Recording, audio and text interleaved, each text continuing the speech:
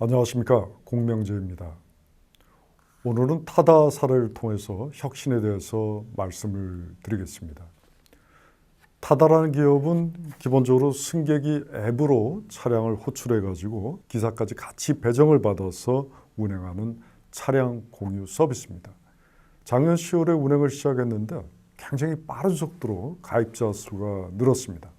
자, 이렇게 빠른 속도로 발전하다 보니까 택시업계는 자연스럽게 위기감을 느끼게 되고, 지난 5월 15일에는 광화문 광장에서 택시조합에서 타다 아웃을 기치로 해서 큰 시위를 벌인 바도 있습니다.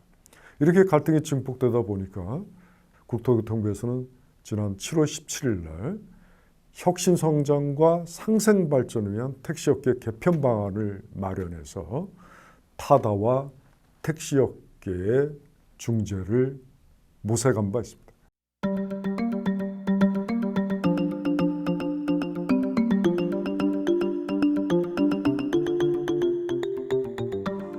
그러나 개편 방안이 그대로 확정이 돼서 입법이 돼서 시행이 되면 타다와 같은 중소 플랫폼, 모빌리티 플랫폼 업체들은 상당히 어려운 지경에 처할 가능성이 많이 있습니다.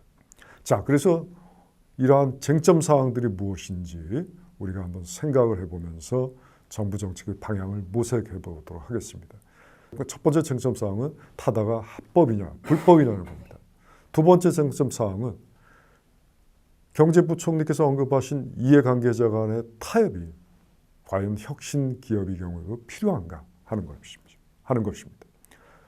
마지막 세 번째 사항은 7월 17일에 마련된 정부 정책, 즉 택시업계 개편 방안이 과연 타당한 것이냐 하는 겁니다. 이러한 세 가지 쟁점 사항을 하나하나 팩트를 체크하면서 말씀을 드리겠습니다.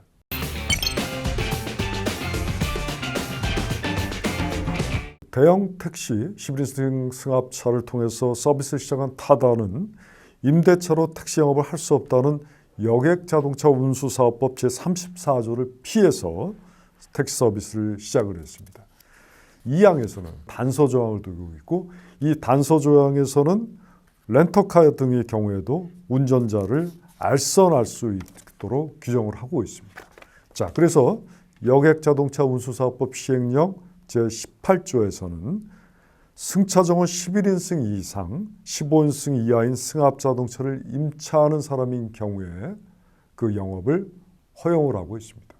바로 이 법 시행령에 근거해서 타다가 영업을 하고 있는 겁니다.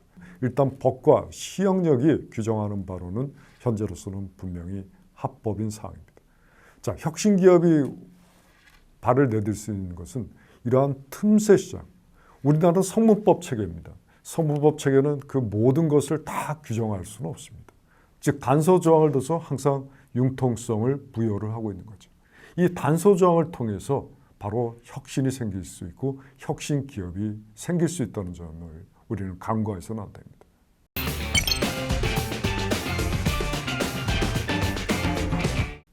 타협이 할 수 있다면 당연히 해야 되겠습니다.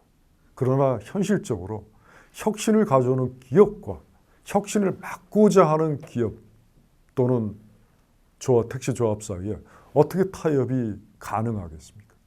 그 타협을 강제한다는 것은 혁신을 어느 정도 수준에서 멈추라는 것이고, 또 그 멈춘 혁신 수준을 기존의 택시조합 등은 받아들이는 것인데, 그것은 결코 바람직하지 않을 겁니다. 바람직하지 않은 사례는 역사에서 살펴볼 수가 있습니다. 영국의 산업혁명으로 가장 앞서 나간 나라입니다. 자동차의 경우도 영국이 상당히 경쟁력이 있었습니다. 자동차가 처음에 등장하니까 이제 그 당시는 마차가 운송수단이었는데, 이 마차에 딸린 일자리들이 크게 불안정해졌죠.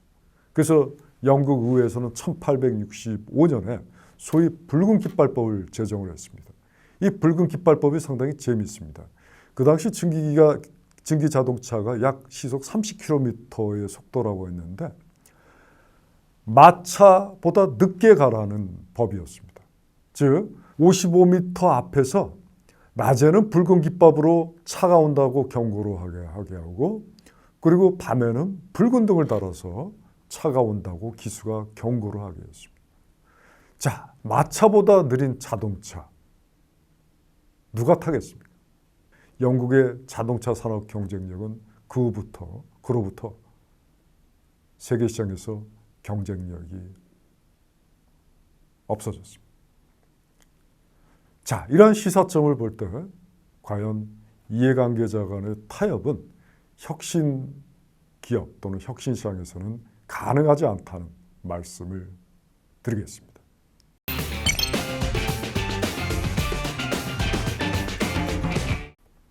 타다 같은 혁신 기업에게는 상당한 부담이 주어지는 개편 방안입니다. 우선 기존 택시 면허로만 영업이 가능하도록 했습니다. 자, 개편 방안에서는 소위 말하는 면허 총량제를 고수하고 있습니다. 타다 같은 기업은 택시 면허 하나당 7천만 원, 기여금은 자동차 한 대당 월 40만 원 정도를 지불해야 됩니다. 자, 이렇게 지불해가지고는 경쟁력이 있게 되겠습니까? 사실 더 큰 문제가 있습니다. 국토부가 택시 감차와 플랫폼 운송 사업 허가를 1대1로 연동하겠다고 밝힌 겁니다. 즉 택시 숫자가 줄어든 만큼만 플랫폼 면허세를 늘려준다는 거니까 플랫폼이 아무리 잘 돼도 늘릴 수가 없다는 얘기죠.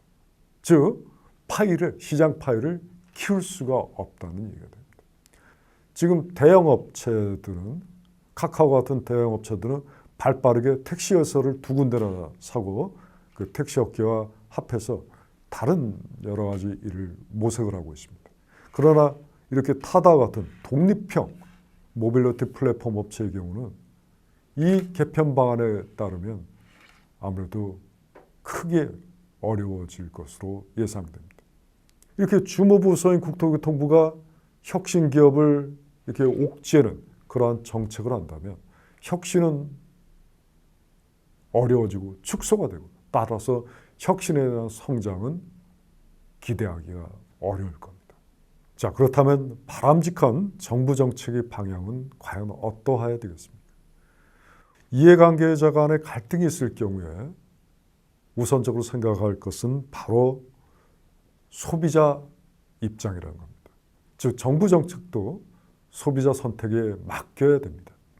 기술 및 서비스의 혁신이 필요합니다. 국민들의 복지를 증가시키는 방향으로 정책을 수립해야 됩니다. 경쟁을 촉진하고 소비자들의 선택폭을 넓히는 정책이어야 합니다. 택시업계에 대한 보조가 만약 필요하다면 그것은 혁신 기업이 아닌 정부가 부담해야 될 몫입니다. 혁신 기업이 뿌리 내리기도 전에 상생부터 해야 된다면 시장의 진입 자체가 어렵지 않겠습니까? 택시업계의 고충도 충분히 이해하고 있습니다. 법인 택시의 경우는 산학금 때문에 돈을 벌기 위해서 여러 가지 무리한 운행을 할 수밖에 없고 또 택시 기사님들 입장에서는 노후 대책이라 할 수 있는 개인 택시 가격도 타다 같은 모빌리티 플랫폼 업체가 들어오면서 크게 떨어지고 또 여러 가지 그 운행에 따른 스트레스까지 겹쳐서 많은 어려움이 있는 것이 사실입니다. 이러한 어려움은 정부가 다른 방향에서 해결을 해줘야 될 부분이다. 이렇게 생각을 합니다. 즉 혁신 기업이 아니라 바로 정부가 부담해야 될 몫이다. 이렇게 보아집니다. 정부의 현명한 정책 개편 방안이 새롭게 모색이 되어야 된다고 봅니다. 또 그러한 정책 방향을 또 기대를 하겠습니다. 다음 시간에 뵙겠습니다.